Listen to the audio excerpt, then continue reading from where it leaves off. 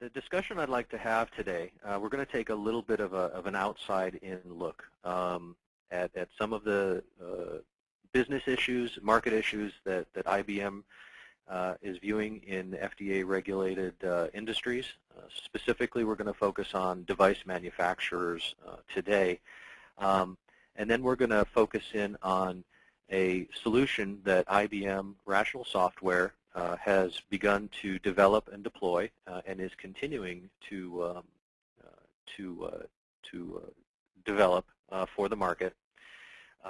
And then thirdly, the third section is going to be going down into a slice of that solution to talk about one of the important issues that device manufacturers have to deal with around intended use validation and how the Rational solution supports it.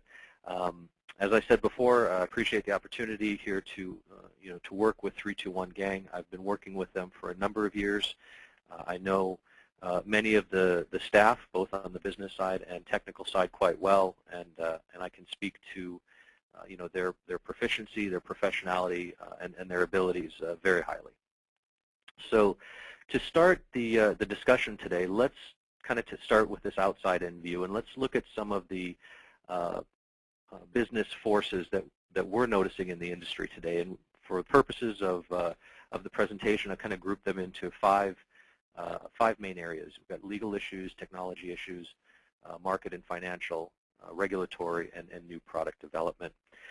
So from the legal perspective, what we're seeing, not just in terms of patient lawsuits, although unfortunately that continues to be part of the industry, we're seeing a lot of debates around device standards and retention that define the responsibilities of the company. What we're seeing here, the company meaning device manufacturers, is that healthcare, while the legacy model of being a clinically centric model is continuing to evolve, there's also a patient-centric model that's been developing over the last 5 or 10 years. And what does that mean? Well, when I talk about that in the context of today, that's referring to practices and devices that are being utilized primarily by the patient under treatment. So home health care or assisted health care.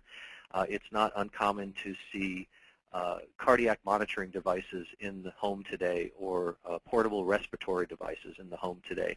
And this is a much less controlled environment than in a clinical, a hospital, or a lab or something like that. And therefore, the devices that go into these home environments must be more robust mechanically, electronically. User interface must be much more simple for a patient to use consistently than maybe a trained clinician. From a technology point of view, we see issues present in both how technologies are embedded into devices, so how now software is going into medical devices, becoming more and more a part of these things rather than a physics-driven device. But then also how device manufacturers are using technology to manage their business. A bill of materials 10 or 15 years ago might have been a stack of papers, and now it's an e-bomb, potentially an electronic bill of materials held in some type of electronic vaulting system. How is that managed, installed, managed, and developed within the user environment? From a markets perspective, we're seeing many manufacturers, the large manufacturers have already migrated into what here in North America we would consider foreign markets, so I say South America, Europe, Asia, that type of thing. But this is often easier said than done. There are numerous regulations that have to be satisfied across the different markets.